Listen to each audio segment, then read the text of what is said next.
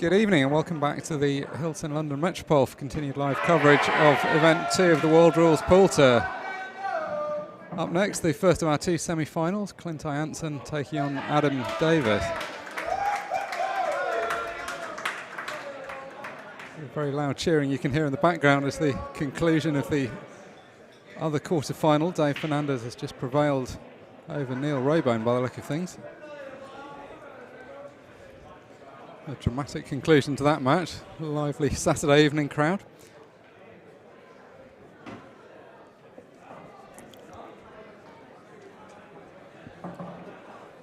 Meanwhile, back on this table, first chance for Clint Jansen, and it's a pretty straightforward one he's left with.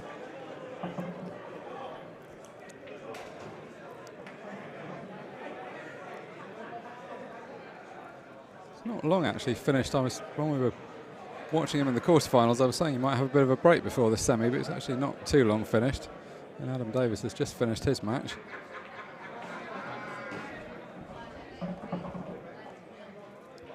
The plan is to bring you live coverage of the two semi-finals tonight. This one followed by Dave Fernandez. And I'm just looking at the score to see he'll be playing Jack Whelan. So Dave Fernandez prevailed 7-5 over Neil Raybone. Jack Whelan won 7-4 over John McAllister. That will be the second of the semi-finals we're bringing you tonight. These ones, Clint Jansen, as we saw earlier, beat Aaron Davis 7 frames to 4. And Adam Davis beat Tom Cousins 7 frames to 4. So pretty stacked lineup for the semi-finals, as you'd expect. Dave Fernandez and Jack Whelan, Clint Jansen and Adam Davis. Looks like it's Jansen that will have the first frame on the board.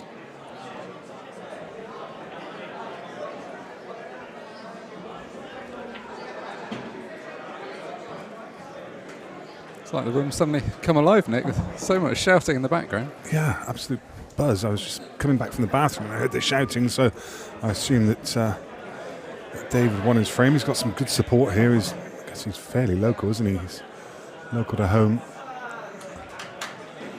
Yeah, it seems to be a popular result with the crowd over that side. I think either of them would probably be a popular winner, but yeah. Dave's got lots of support immediately behind him. Yeah, Dave's a character, isn't he? A lot of the guys cheering on. Yes, it's a good result. Semi-finals after a layoff of quite a long time during COVID. He's saying he hadn't played any tournament since the Euros in spring 2020 when he reached the final. It was then, of course, the series of lockdowns and not too much going on in the way of big tournaments, although a few lockdown events some of you will have been watching on various streams during that period. I think also the atmosphere getting a bit louder now. Some of the other matches on the outside tables come to a conclusion. So a few more people standing around supporting, and some people are crowding around the remaining matches in the background. So first look at Clint Jansen's break. He's persisting with using the Predator break cue that he pulled out in the quarterfinals. That seems to be working pretty well for him. Although, as good a split as that was, and as much as the balls were moving around with real pace, none of them actually gone into the pocket. So Adam Davis is going to have first dibs at this frame. No prizes for guessing what he's going to be thinking in terms of colours, because the yellow tucks right over the corner pocket. Absent that, the reds are actually quite good, but unless he can find a way to put the red and the yellow in this shot, he's not going to want the reds.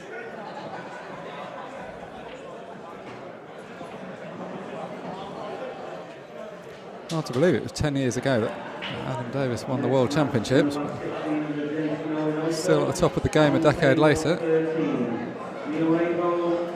So, as expected, has chosen the yellow balls.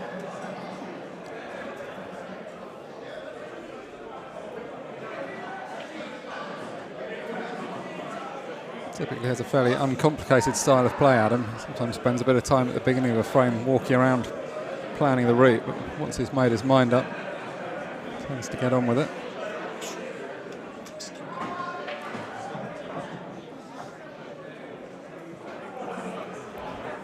The only ball that doesn't have a immediately clear pocket is the yellow on the left-hand side of the table below the red. May elect to double that. Could take that on now.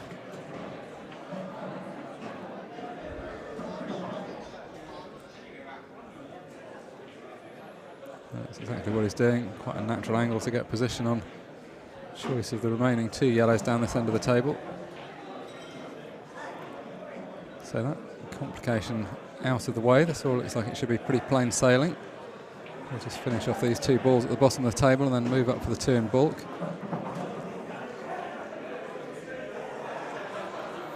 Well, in fact, deciding to take it this way around, it's got quite a good angle on the one immediately over the pocket, so it made it easier to move that out the way, and then he wasn't faced with having to play it as a plant. All the same difference though, he'll leave the remaining yellow at the bottom of the table to link up with the black.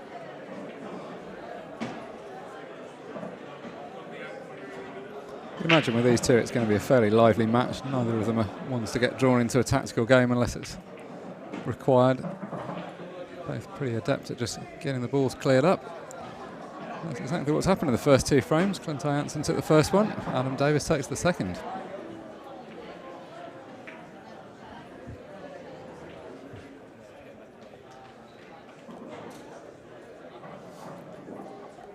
Big thank you as always to our sponsors. Seeing the names of a few clubs that are thankfully able to open their doors again and welcome the members back in after what seemed like a pretty long enforced layoff for a lot of them.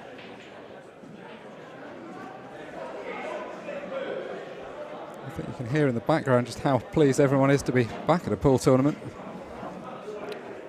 Very enthusiastic Saturday evening crowd in. 256 players in the men's draw of the competition, separate ladies draw as well, so 300 or so pool players plus quite a few friends and family also staying at the hotel. So pretty big crowds all around the place. Very long lines yesterday for check-in. So Adam Davis breaks off in frame 3. It's not the tidiest layout, but he has made a red ball at least.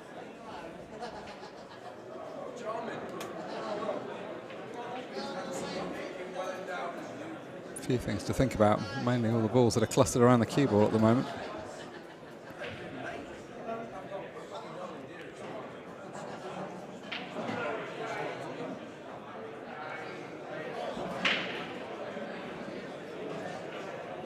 Not really much to choose between these 2 players on paper, I don't think. Don't think either of them started the tournament as absolute favourites, but they were both very much in the category of people you could identify as potential winners. Adam Davis, before and after that 2011 world title, has won multiple tour events. Clint Jansen also a prolific winner.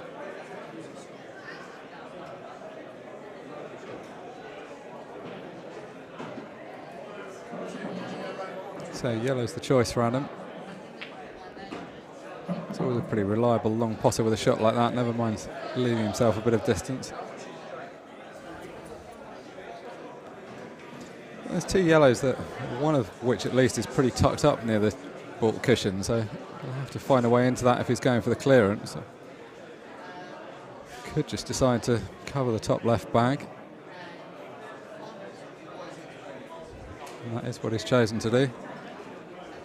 Generally he's the kind of guy that's going to go for a clearance where it's there, but it would have been fairly risky to plough into the balls. No certainty of opening both of the 2 yellows up at the top of the table, which is why he's opted for discretion.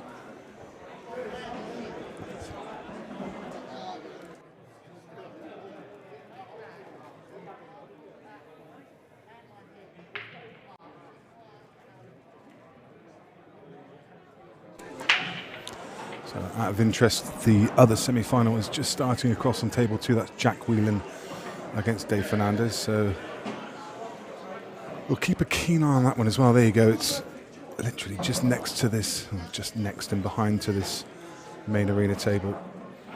Yeah, just a flag, that's a slight change of plan from the one we were announcing a moment ago, that we thought we were going to be streaming the semi-finals concurrently, but understandably, given the time of night we've got to, they're being played in parallel. I apologise. We were going to play it consecutively. We are now playing them concurrently. It's a long night for all of us. Yeah. Hey, you were playing at 9 o'clock this morning. Oh, well, yes, that seems a long time ago now. 12 hours. Well, what I'm more relieved about is I've just gone to check what time I'm playing tomorrow, and it's not at 9 o'clock tomorrow morning. That was the thing that was concerning me. Do you know who your three-man team is? It's Callum Singleton and Nick Taylor. Pretty good. Yeah, we were the first three names out of the hat. So oh, wow. Good start. Callum's obviously been in pretty good form and was one of the hot favourites for this tournament. I'm not sure if the others of us will be weighing him down, but hopefully he'll be able to account for that. Yeah. He's going to have sore shoulders by the end of that one, yeah? I think that may be fair to say. Good format though, that three-man team, 3v3. Everybody plays everybody in a best of 9. That, I believe the provisional plan is to start around 1 o'clock tomorrow. Something like 80 teams there, so 240 people playing in that, so it's going to take a while to get through. Meanwhile, a very uncharacteristic miss from Clint. He didn't get very close to that one at all.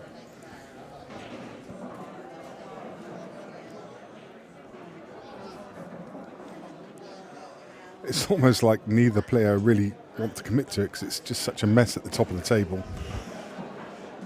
Yeah, I mean, that can't have been the outcome Clint wanted, but yeah, I agree. I'm not sure he desperately wanted to be chasing the finish either.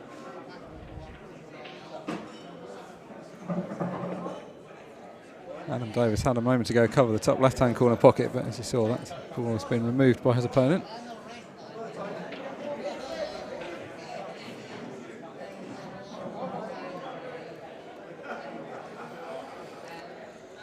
So as always, welcome to the action, welcome to Beer Productions, and welcome to the World Rules Portal Event 2. This is the semi-final stage. Just 4 players remain.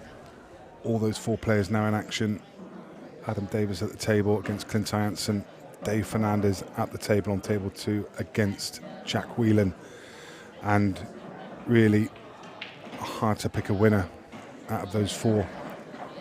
Any one of those 4. I mean, with the bookmaker at the moment, I think Clint is a clear favourite. It was him and Neil Raybone sharing the top spot.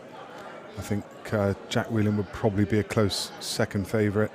I think the bookie would probably have Adam Davis as third favourite and Dave Fernandez as probably the outsider of the 4, but, you know, just literally throw 4 balls in the air and pick one up, because any one of these guys has got the quality to get across the line. Yeah, I mean, I think that's probably right, but what does it say for the quality of the field that the former world champion and multiple tour winner, the man that's cueing this shot, Adam Davis, is only the third favourite for the tournament. Yeah. And Dave Fernandez reached the final of the European Championship, so also won multiple World Team Championships with England, so pretty accomplished winner himself. I mean, I was kind of guessing at the prices because that's probably the way they would price it, but I think I could probably have a link to find out how the professionals do it. Yeah, it's been a popular innovation having an on-site bookmaker this year, isn't it? Actually, I can only imagine the book is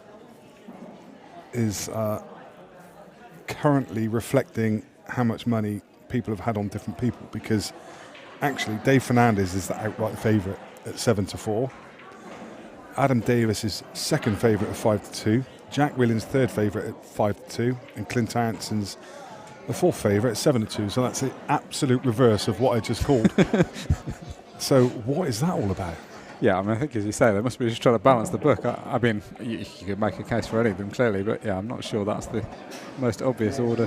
To be fair, I'm not sure David put it in that order. He's had a bit of a layoff and was saying this was his first tournament back. So I'm not saying Dave's not a great player, but I think as a bookmaker, most people would probably, I mean, certainly the way Clint's been playing, they'd probably make him favourite.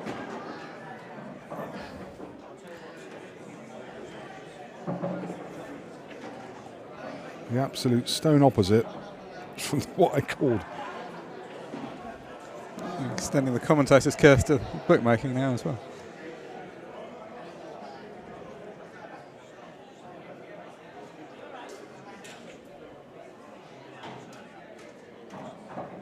I mean, one factor in Dave's price may be the fact he's just come through a very tough match against Neil Raybone, who was also one of the fancied players. Acquitted himself very well there. Oh, good double from Clint, although himself into a little bit of difficulty here because this ball is pretty straight, so he's not going to be able to get a very good shape you wouldn't imagine on his final ball. In fact, this is a pretty horrible shot he's faced with. He can only really get to the right hand side of the cue ball.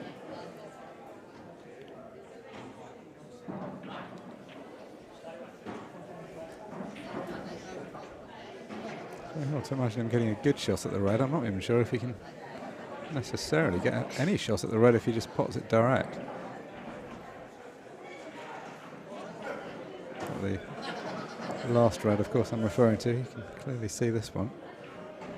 Oh, can he get enough into the cue ball to get position? Oh, what a cracking shot. I mean, he really had to force that angle. An example of how true he cued that, the fact he was cueing right past the black. Very difficult to get to the middle of the cue ball. Cued that absolutely perfectly. Yeah, so he could just see the centre, but could not afford to have the cue waver offline because he'd have hit the black. Cross on table 2. Jack Whelan wins the first frame. Dave Fernandez just broke off in frame number 2. Well, good finish there from Clint. I think Adam will feel a bit hard done by. It was the ball that ended up over the corner pocket by mistake, which led to that opportunity. Not very much to choose them between them in the early running so far, as you'd expect. So while Clint's setting up the balls for the next frame, Dave, we look across, trailing by 1 frame to 0. As I mentioned, he broke off in this second frame. Table looks okay.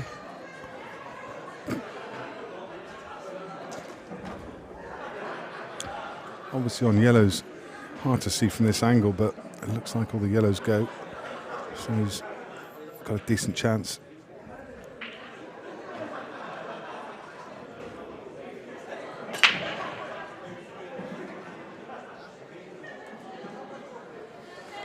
Just head back over to the main arena where Clint's just broken. He's gone dry. That's what he's left. Apologies for missing the break. And just focusing on that other game.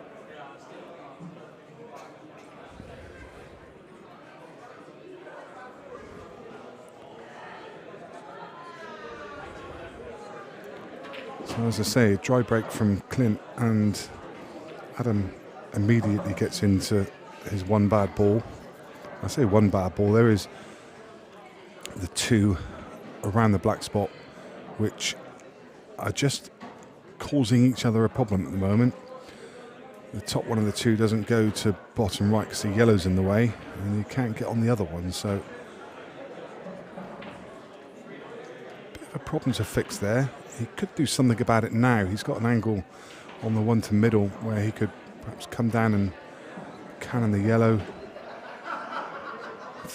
Definitely needs to shuffle that position around somehow.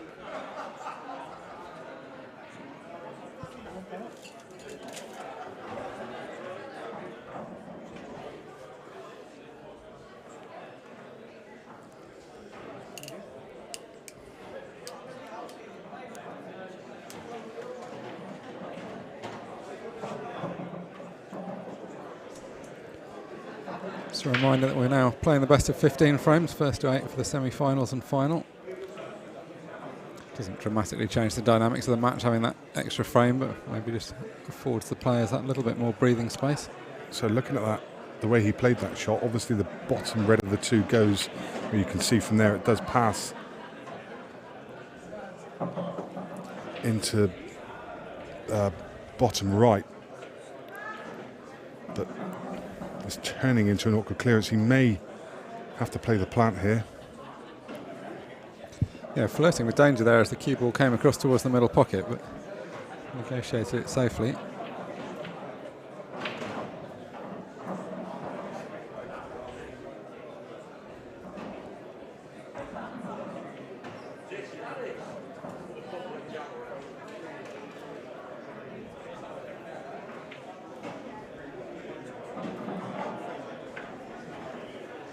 Obviously wants to start by clearing this ball up the right-hand side cushion first, but he spent plenty of time looking at where he wanted to bring the cue ball back to. That's a bad miss, and you can see from the position of the cue ball just how far he missed that by. That ball was pretty much dead straight. Would have been expecting to screw back in a straight line. Come several inches away from the cushion as a result of getting somewhat across it. The only saving grace in what's otherwise a pretty disappointing shot is that he has tied up a yellow in the process.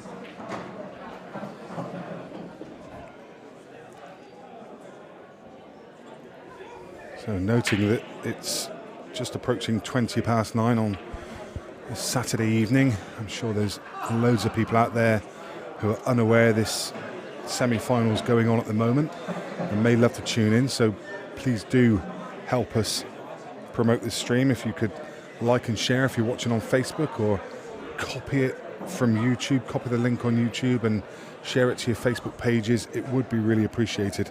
It just helps us get the name out. Also, if you're watching on YouTube, we're getting closer to 10,000 subscribers. We'd love to hit that mark, so please do subscribe to the channel and click the notification bell.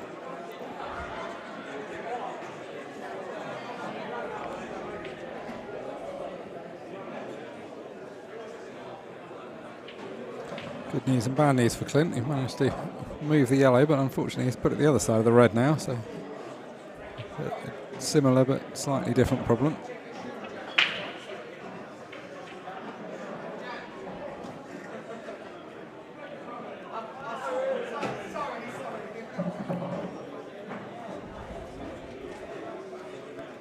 So no problem with the two yellows at this end of the table, but what's his plan for the one at the top right hand corner?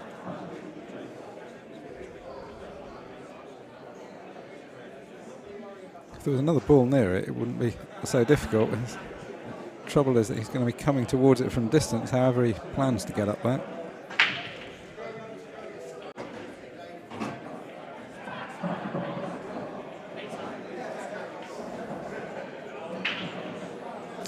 So just look at where he might leave a double if he got the white to somewhere near the bulk line.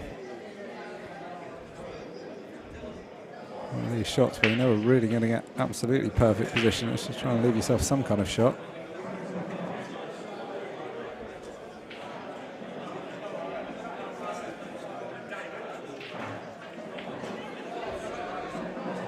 Both of these players are pretty good shot makers. It tends to be that once you get to the latter stages of tournaments, people play in a fairly conventional way. You don't see people going for too many outlandish opportunities because they know the price is a bit too high if they miss it. Both of these two perfectly capable of being creative where required, though. So that's pretty much exactly where Clint was pointing a moment ago. Just wanted to get the white up onto the balk line for this double. Double itself is relatively straightforward. I mean, as straightforward as it ever is doubling a ball into the corner pocket. If this was into a middle, it would be pretty much a formality. Corner, it's never quite so certain. The other bit of the shot, obviously, is that he needs to get the white out.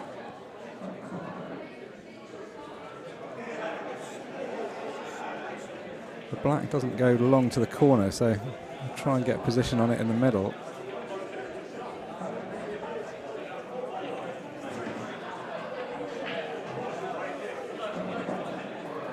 Just coming around to look at the permutations of where the white might go.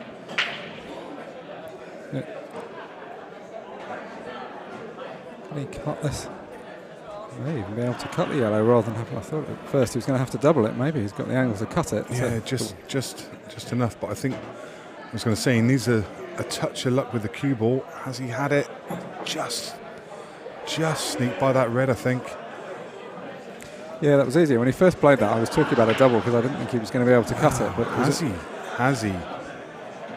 Well, it's one of those, isn't it? I mean, it's if it's not there, it's just a tiny. Yeah, it's not the worst swerve because there's enough distance before the red. You don't have to go mad and be queuing vertically. You can just queue down on just a touch of right hand side. Trace the side, yeah. I think he's okay though. I think he's just playing it. Oh, there's a little touch of side on there. Yeah, you could see the cue ball just turn over. So that could have gone wrong. Just had enough pace on the cue ball to come by an inch less of pace, and he'd have been in a touch of trouble there. So.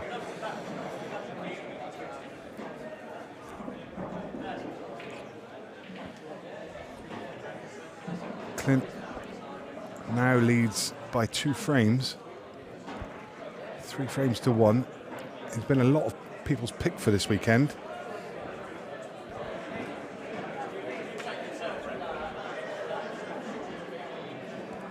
So update you on the action around the rest of the room. The last 16 of the Jason Owen Open has been going on.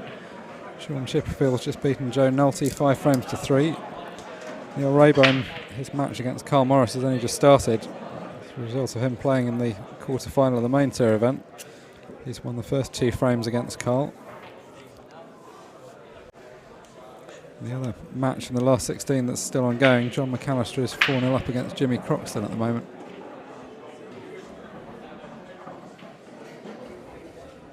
Just about to pot the black for 5-0. And does. So first to 5 that match, 5-0 takes it.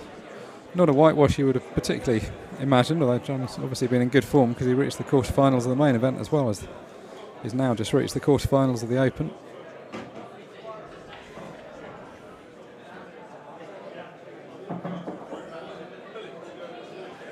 Jack Whelan streaking ahead in the other semi-final, now 3-0, and he's at the table in the 4th frame.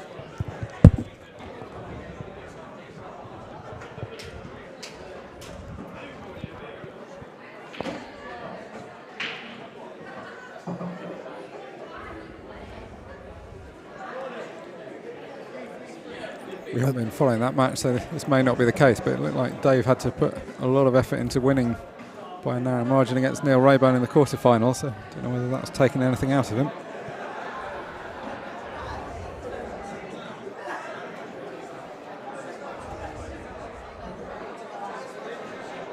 Yeah, I can definitely play a part, using all your mental energy and then jumping back into another important match. But Jack seems to have hit a rich vein of form this weekend. I spoke to him in his interview earlier, and he really was cueing the ball well. He said he's been practicing pretty much every day for the last few weeks. Just a brand new father, just had a baby daughter a couple of weeks ago, so he's been at home on parental leave and literally just been spending every day on the table. So what a time for him. Yeah, I'm not sure that's quite how I remembered having a new daughter. I don't think there was much pool involved in it. He's pretty understanding of his partner to have him coming away after 2 weeks as well. Yeah. Well, if he wins this weekend, the £5,000 prize will go a long way to buying nappies and strollers and so on and so forth.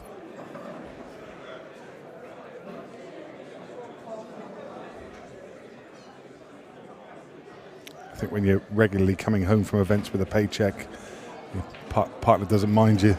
No, the sacrifice.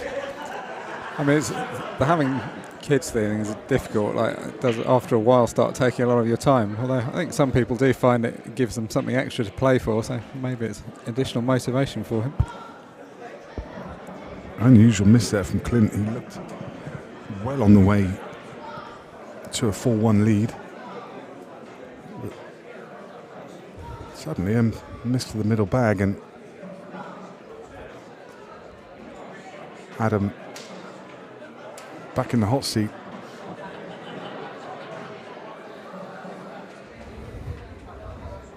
Yellows all have a pocket.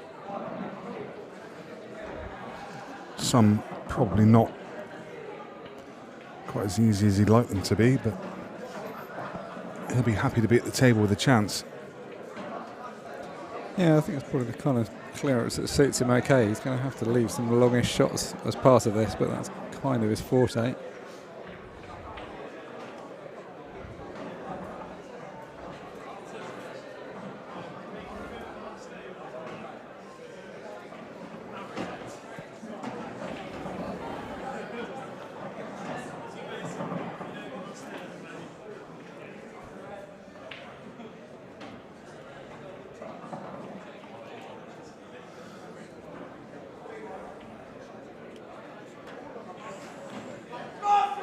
We can just look across at table 12, I think it is, where Carl Morris is in action against Neil Raybone, and he's at the table with a couple of balls left, so it looks like that one may go to 2-1.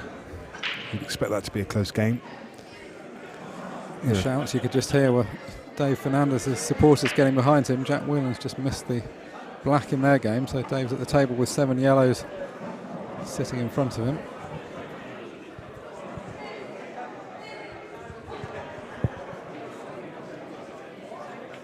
Yeah, he needs to establish himself in the game. He's 3-0 behind, so this is a chance that he needs to take. Equally, Adam in a similar position, can't afford to go 4-1 behind in a race to 8.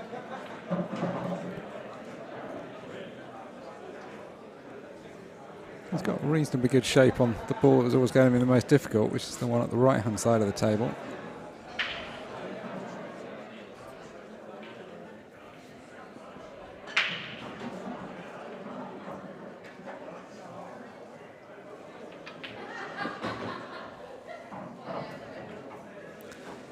Potted the yellow well enough, although he didn't desperately want to be on the side cushion because this isn't going to make the next positional shot any the easier. Yeah, now he needs to play this with a bit of pace to get the cue ball back out, and it just makes what should be a gimme shot a little harder. He played that really well. Yeah, we've got the perfect view behind that. You can see just how dead straight it is. Yeah, and nothing to do with the cue ball, just run through a couple of inches to leave a simple black, and from a position where Clint looked a hot favourite to go 4 frames to 1 in front. Oh my goodness me, what did I just see? I must admit, I was literally just looking across at the table. Did he get a kick? I'm not even sure if he did. Let's have a look. I mean, being super charitable may be a bad guy. I think he missed it by too far to be anything other than a miss, really.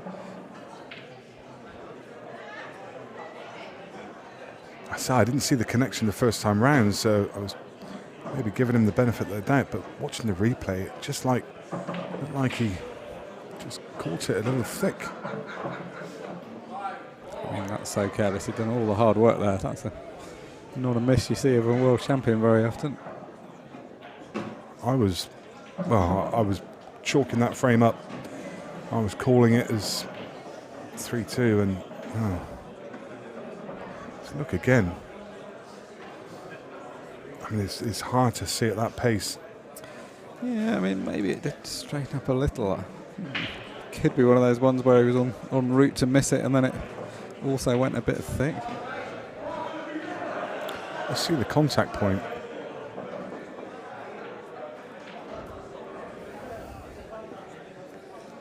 Hard to see. I don't think that was a kick, though. Didn't seem to be. It just seemed to contact just slightly thick. Just maybe a loss of concentration. I mean, it's been super critical. I mean, it's definitely a pot you expect Adam to get, but it just reminds us that these players aren't robots. They're human after all, and sometimes it is easy to take those shots for granted, but as club players, we've all missed them. Even the best of the players have missed them. It does happen. It just shows the expectation that we put into these players when we're so shocked when they do miss them. Yeah, it's always when you've potted a load of difficult ones and then you miss the easy one that it seems particularly shocking, which is basically what he'd done in that frame.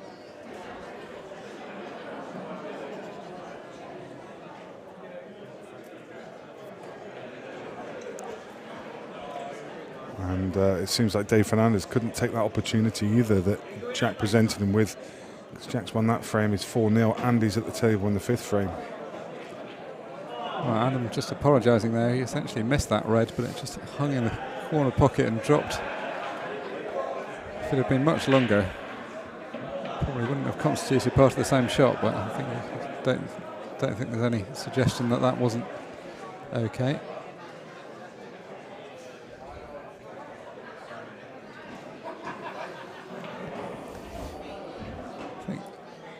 Looking a bit concerned, Adam. I mean, he's missed that black. He's almost missed that red. Obviously queuing quite as well as he was earlier. How can you tell he's concerned? His expression never changes. I mean, even that. I can't ever tell what emotion he's portraying there. It never really shows any frustration. You don't get much of a read off of him. No, you really don't, which is one of his strengths. I mean, even that last shot, he didn't really hit it quite as cleanly. I mean, he was trying to force an angle that wasn't quite there, but it's just looking a little bit difficult. When he's playing well, the game just looks really easy. He knocks in long pots for fun and never really looks like missing. And that's been the way he's been playing most of the weekend. Hence what he's doing in this position. Just needs to regroup. 4-1 down isn't too much of a problem, but it's starting to become close to one.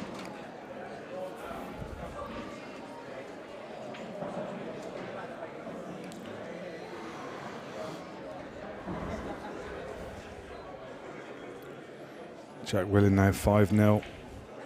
Dave Fernandez breaking off in frame 6, and he's broken dry, and it's all becoming a little bit of a forlorn hope for Dave. And the balls continue to struggle in for Adam. I mean, that was quite a good pot given how close he was to the red, but you can see the position hasn't really come out right. No, it's a bit of a mess. He may just be forced here into taking on a horrible little 3-ball plant and maybe trusting the luck a little bit about how it comes out, because he definitely wouldn't have been targeting this when he came to the table. And it's probably worked out okay. Yeah, that's the best shot he's played in the last few. That's opened things up nicely. He's just got to play one more delicate positional shot. Is he going to need to cannon the red in the middle of the table? No, he was able to move the... I asked that question because the pocket was obviously blocked, but he was able to move the yellow out. Yeah, so I think he can take the one to right corner and leave an angle on the one to left corner just to come up that left-hand side of the table to take the black into right corner. Or do you take them the other way around and take the black in the middle? I think probably the first way I mentioned. Just leave an angle to stun up table. He's showing you there. He's got a choice. He can run up table and play it into the corner, or leave it to middle. I think my personal preference, I'd have probably tried to travel a bit further, but these guys aren't missing this into the middle at this level. Oh my God, he hit the yellow first. And do you know what? I thought that was tighter than it looked. And that's, if you look at that, it almost looks like he can't see the potting angle. I mean, and that's why I wondered if he would just stun up table and play it into the corner. But when he played that, you just thought, well, he obviously knows what he's doing. It just seems like a brain fart or something. I mean, yeah, 2 very nonchalant shots at the last 2 black. I mean, that's even worse. There's no excuse for hitting the wrong ball, is there?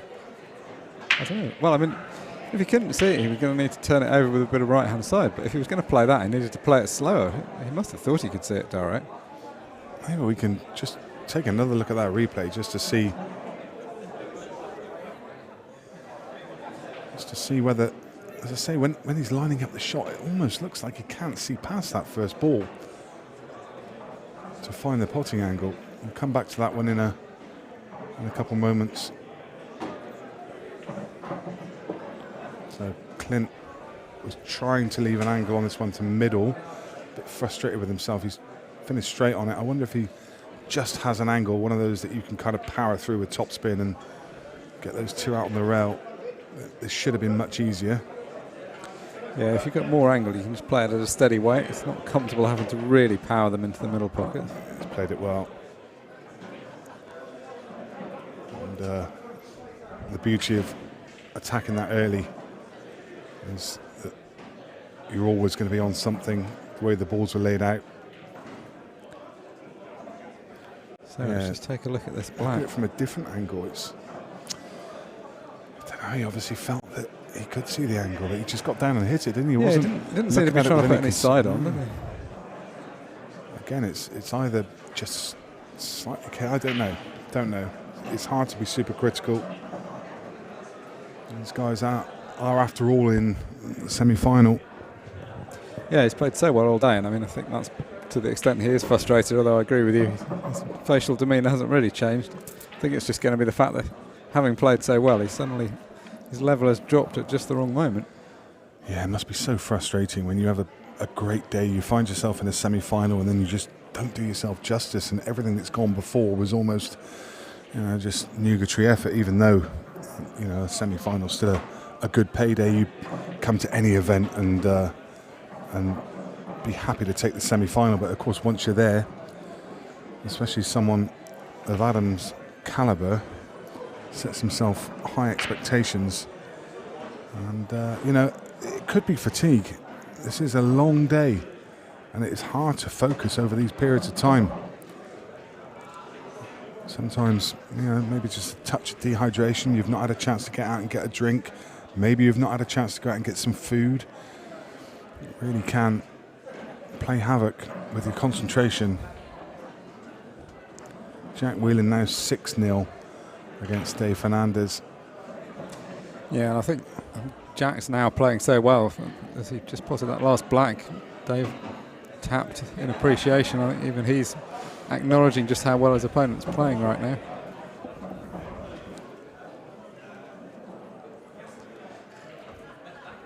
It does feel like Dave's race may be run there. He's just stepped out of the arena a moment to regroup himself, but 6-0 down against an opponent that's playing well isn't an attractive position. Clint must just be drawing so much confidence. He knows what a good player Adam is, and if he's seen any of his games today, he'll know the form he's in. But suddenly, just been gifted a couple of frames that he wouldn't really have expected. Yeah, this one to go 5-1 ahead when absolutely could have been 3 apiece, and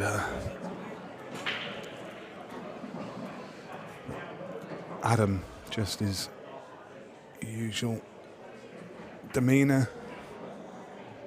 No thoughts of sitting in the corner, shaking his head, ruining his chances, and so on and so forth. He, as I say, he doesn't give anything away. He would make a good poker player.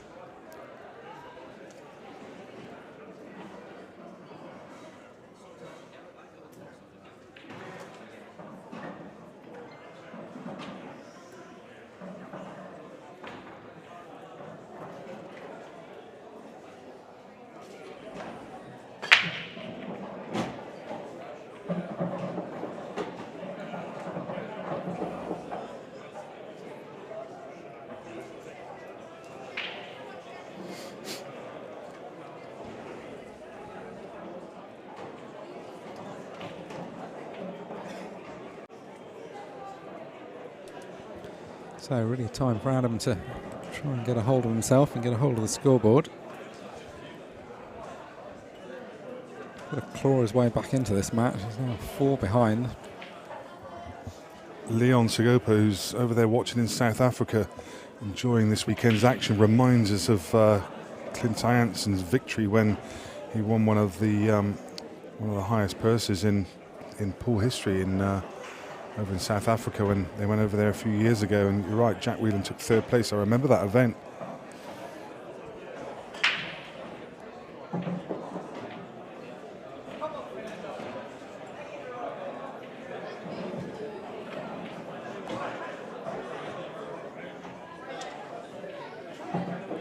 So still looking positive, Adam, as he's gone after that cluster.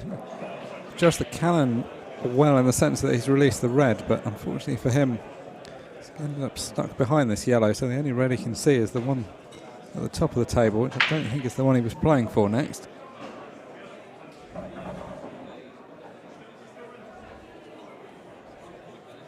And again, pretty stony face, but I'll slightly be thinking this isn't his night. That cannon, the white, could so easily have popped out a couple of inches and this would have been straightforward.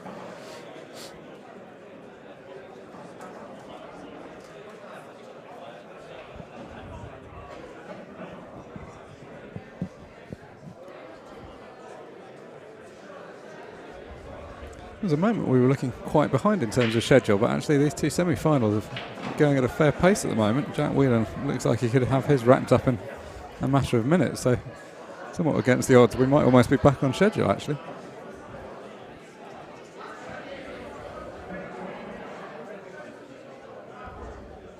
We're still awaiting confirmation. Oh, Paul, do we know if the final is being played tonight? No, still not absolutely sure on that. There was a time we thought we were going to be holding it off until tomorrow. We'll give you an update on that when we have news on it.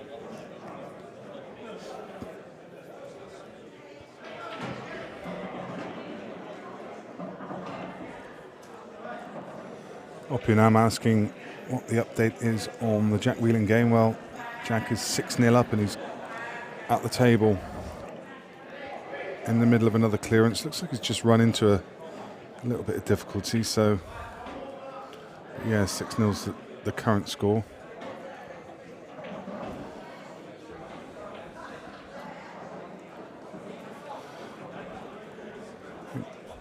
Clint trying to push one of those reds in the cluster, but actually does still go.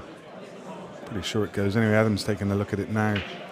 Unless it's sat right on top of that yellow. Pretty sure it passes to right corner. And he's taking another look at it. Must be closer than you think. Well, there you go. It really is sat on top.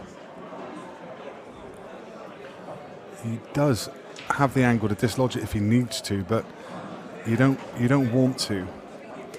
No, you really don't from there, because there's so much chance you get the white stuck in behind one of the yellows, and you're very unlikely to be on the red, really. Yeah. Very unlikely to be on anything, that's a problem. But if you pot it direct, it would be much easier, because you can go up for the one in bulk and then come back for it, and it affords a pretty good position on the black. That's why he's desperately hoping it does pot. Must be really close. He's looked at it about 3 times.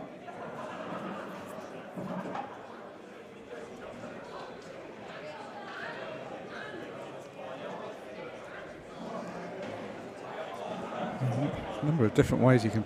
Well, it's not going for the containing option anyway. I was going to say, if you were to play a cannon, there's a few different ways of playing it, but none of them are great, frankly. So, not surprised that he's done that. Clearly didn't think it went, and I think Clint's going to maybe try and push the yellow over the top right just to cover it that end of the table. I just wonder if Adam, it won't matter now because Clint's pushed the yellow down over. I was just wondering if when Adam pushed that to the top knuckle, perhaps the red went to top knuckle. He couldn't pot it, but it went to top knuckle, so it was kind of a clever shot pushing it up there to leave himself a plant for later. But I think if he did do that, then Clint spotted it and just pushed the yellow in the way. So now it's a bit tricky for Adam. Yeah, doesn't obviously want to pot the one over the corner, which is why he's playing the one in bulk.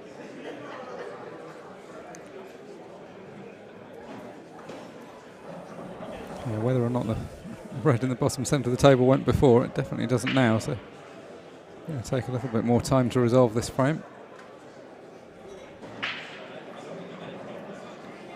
Judge the pace well.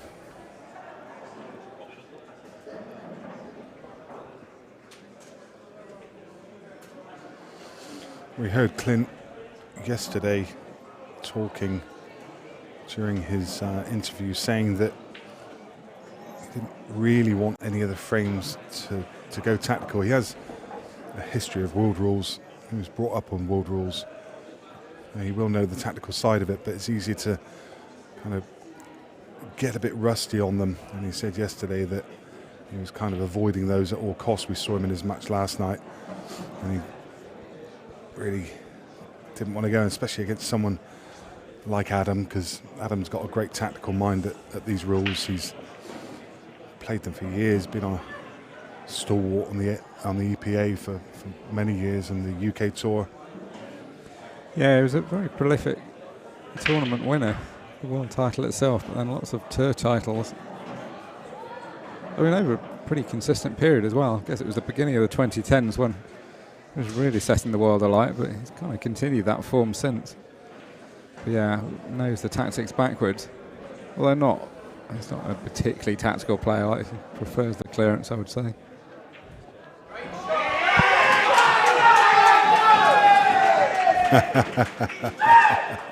Dave Fernandez with his first frame on the board, as you can probably hear. I think he definitely wins the prize for the most vocal supporters in the room. Imagine if he won. Yeah, I mean, to clarify, he's now 6-1 down. So that was for the one. Nice, though, to see the match being played in a good spirit. He's played so well this weekend, it would have been a shame to get whitewashed.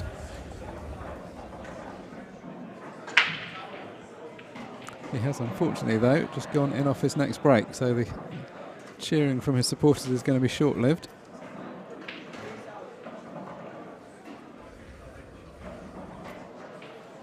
Over in the one remaining last 16 game, Neil Raybone 3, Carl Morris 1. Carl is at the table. It's a race to 5.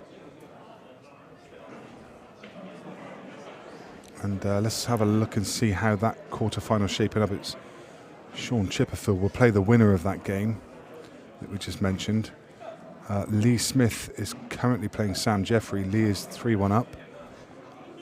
John McAllister awaits the winner of Jack Whelan and Neil Davey. Obviously Jack involved over in this semi-final at the moment.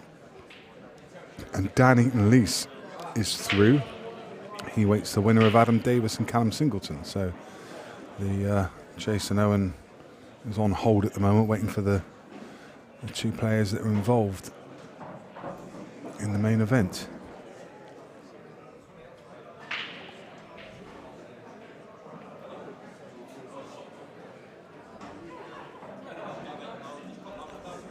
So as played there for Adam, he obviously didn't want to pot that ball. So for Clint, it's about manoeuvring the cue ball into positions that doesn't afford Adam the opportunity to break out that red. Yeah, it's a slightly precarious position because as soon as that red's open, everything's open. Yeah. Although by the same token, the yellows are also going to be pretty open at that point. Clint looking already going on the attack, just looking to see if that yellow did pass into centre.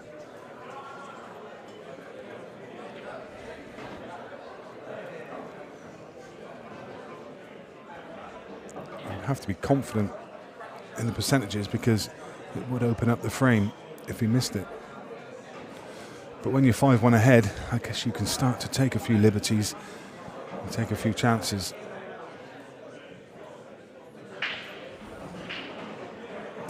Yeah, he's actually been impressively composed. We've seen quite a few times over the matches we've watched on the stream. There have been times when we thought he could push the boat out, but he's held himself together and played the right percentage shots.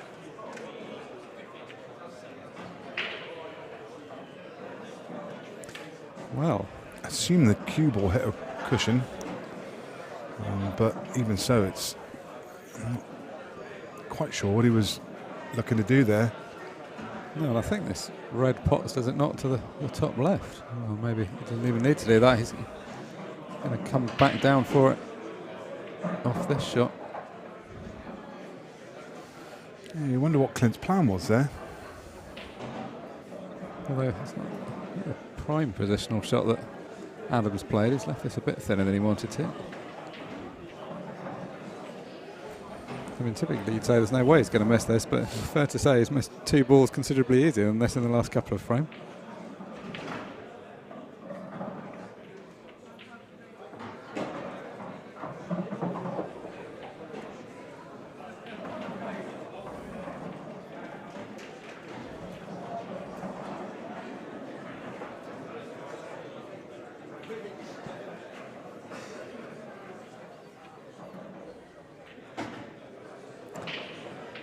Well, this will settle him down. It's a frame that could have got away from him, got a bit tactical in the middle, but that shot from Clint didn't quite come off and opened the one remaining red up. Adam Davis gleefully accepting. Clears up to get his second frame on the board.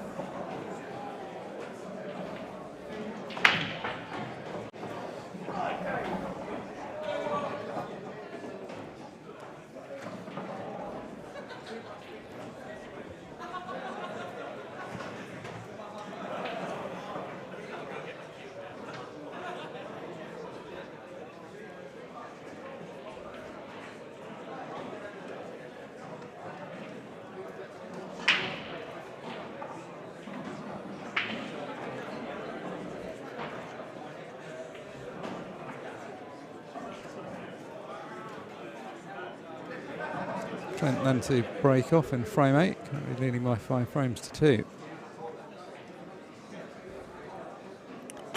That is a huge cue, isn't it? It must be his, I'm assuming that's his Chinese 8-ball cue. I mean, it's... Yeah, it's an American, it's a Predator BK Rush. It's got about a 12.8 mil tip. It's huge. Looks like a great big Havana cigar or something. Yeah, and I think it's got a carbon fibre shaft, as you can see. I think that makes it somehow look more menacing. They've become very popular in the American pool community recently, those carbon fibre shafts. Actually not at all common for English pool and snooker.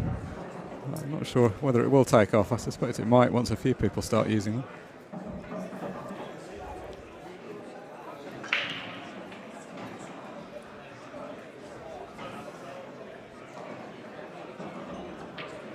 Switch back to a somewhat more conventional playing cue.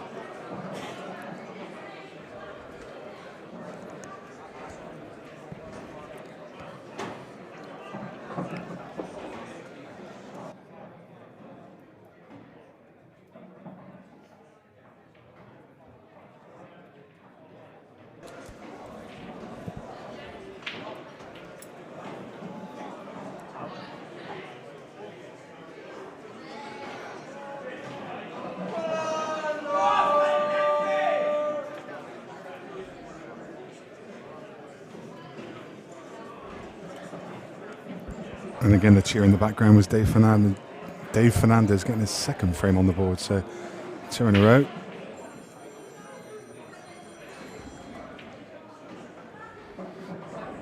Yeah, Zombies Ate My Pizza makes a good point. The bigger tip is more forgiving.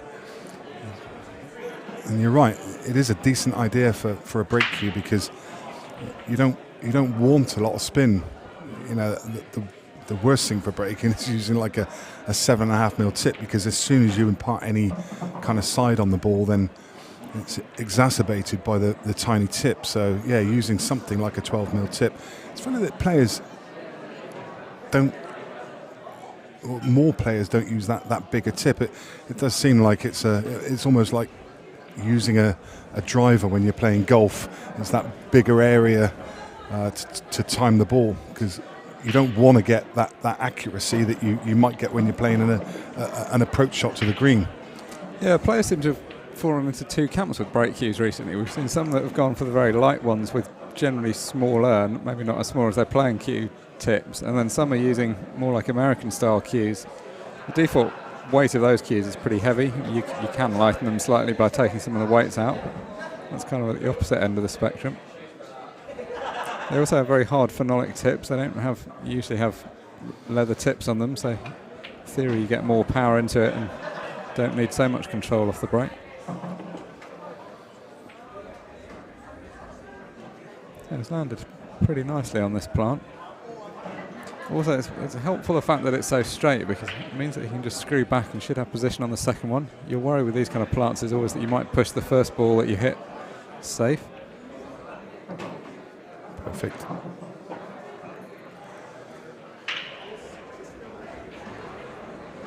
So as simple as it gets for Clint. 2-ball clearance. And he will go 2 away from victory, 2 away from a place in the final. Takes a deep breath.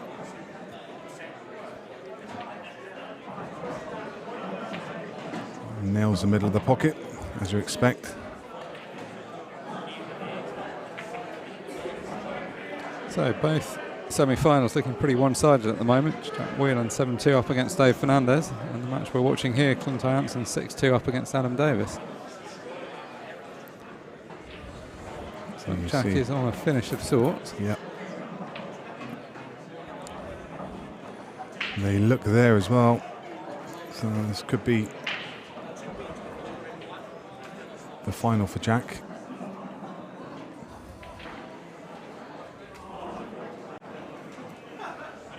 Just trying to think back at when Jack would have last been in a final. I mean, it would have almost certainly been on the IPA. I think he had a deep run in the latest IPA event. Can't remember if he maybe made a semi-final. Not sure. But, yeah, the last final for him had probably been a few years ago. I mean, given that the IPA wasn't running pretty much the whole of last year, so it's probably a given. Yes, a lot of players haven't been in a final for a while. He's played a lovely shot there and just nudged the black. And we'll just stick with that black. They have broken off on the main arena table, and Adam has just played a little containing shot. So black down, Yeah. Warm congratulations offered from Dave Fernandez. That was a commanding performance from Jack Whelan, prevailing by 8 frames to 2. So Jack Whelan makes his way to the final. Clint Hansen needs 2 more frames. And there are 2 players who will be quite familiar, would have crossed swords many times playing in the same organisation. Yeah, I'm sure they'll have played a lot of matches. I'm not sure how many will have been World Rules matches, but that's not going to change things too much. Probably, I'll go out on a limb and say they're not too different an age, I wouldn't have thought either. I think they're both around 30.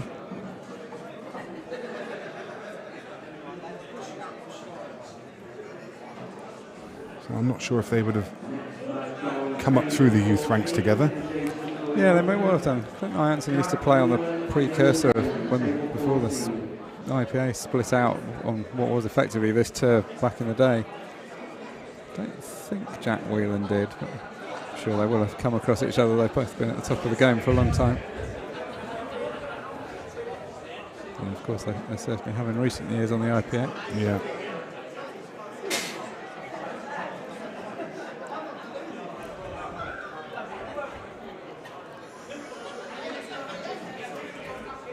There's a real buzz around the arena. There's a lot of people. There's not that many tables in action anymore. Probably around about half. And I think actually only one is in action in a match. I think the other people are just practicing now. Oh, you're right, they are. So the ladies' event must have reached as far as they want it to. And there. Not sure if this match on table 3 is a match. It would be quite unusual to allow somebody to practice next to, playing on the table next to Carl Morris. I don't know if they are just practicing or if that's one of the other quarterfinals. No, I think that is a match. Yeah, I think that would make sense for it to be. That's Lee Smith. In fact, that's Sam Jeffrey at the table. Lee Smith is sat down, and that is the first quarter-final of the Jason Owen. So that's Lee Smith is currently leading that 4-1. So the first quarter-final in action. All the other quarter-final matches are waiting for players who are currently at the table involved in other games. So the room effectively split into half. The right-hand half, as we look at it, of practice matches, that's been opened up for anybody to use the tables. The left-hand half will be kept closed so that all the matches can be played on it without the players being disturbed. Yeah, it's quite unusual to look down through these tables and see there's only 2 games ongoing. On one, you've got Carl Morris against Neil Raybone. Neil Raybone currently 4-2 up against Carl, race to 5. And in fact, I think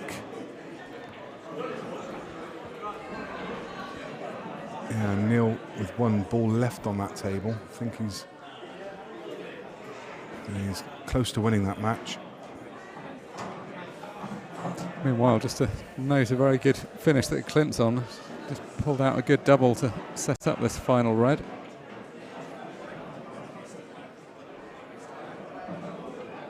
Had a bit of work to do with this clearance to find his way around the traffic, but a beautiful positional shot to leave a simple straight black.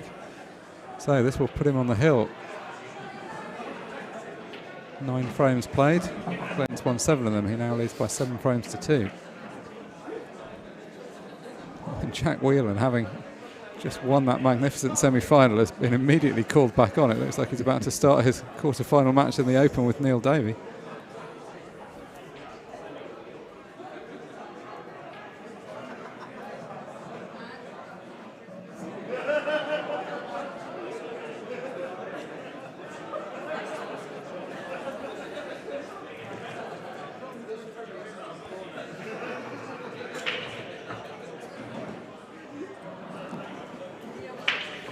As always, if people are recently joining the stream, welcome. Just to let you know where we are and what we're doing, we're watching the World Rules Pool Tour from Edgware Road in London. Actually, I'm not sure what I said was just right. Jack Whelan and Neil Davey just both walked into the arena. I can't find them on the draw though. I'm not actually sure they are. Oh no, they are playing. I was right the first time, but that has just been called. So yeah. Tough school to go straight back on. And you must be buzzing from the last one. Really find a better time, I suppose. So will this be the last frame that Clint needs to get the job done? Well, he's dry. A shake of his head, but I don't think he need be too concerned.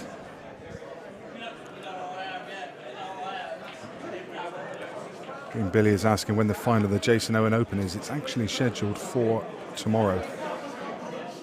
So the the quarterfinals play out this evening, and the semi-final is scheduled. Well, the 2 semi-finals back to back, 10 o'clock and 11 o'clock tomorrow morning, and the final scheduled for midday. And then it's full steam ahead from there on the 3-man event.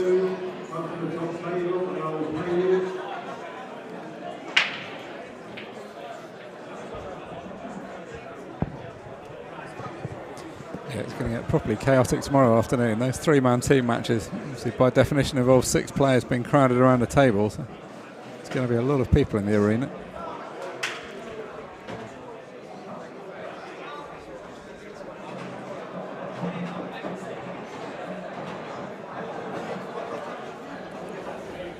Quick maths for you then, 6/28. It's a bit late for that. What's Paul saying? Sorry, 168. You're right. Good stuff. Yeah. You ever thought about going on Countdown?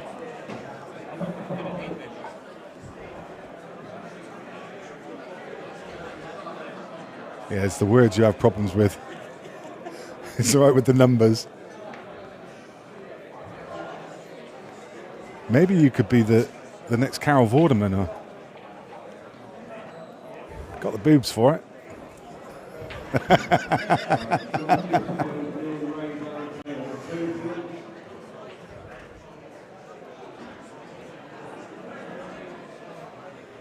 So it looks like Clint could be 3 balls away from booking his place in the final.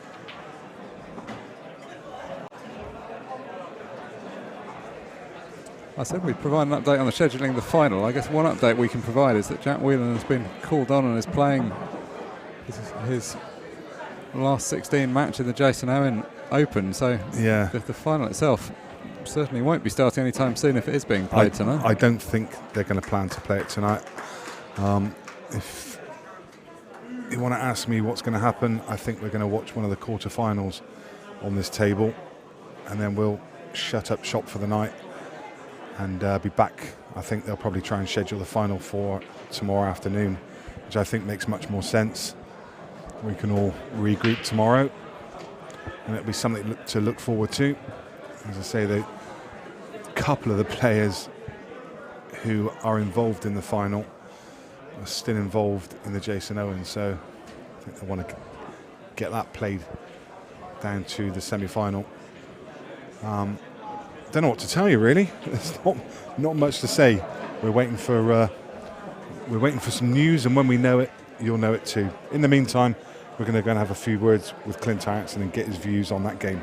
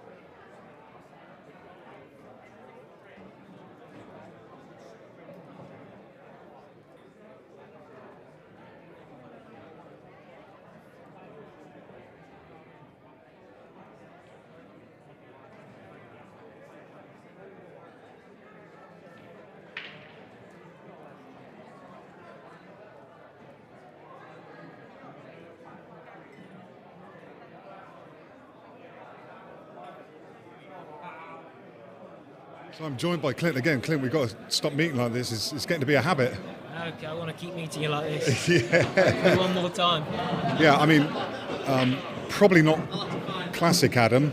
A few mistakes in there you wouldn't normally expect, but another really solid performance by yourself. Yeah, I think he had a couple of really bad bits of luck as well, and I think then that kind of maybe got in his head a little bit.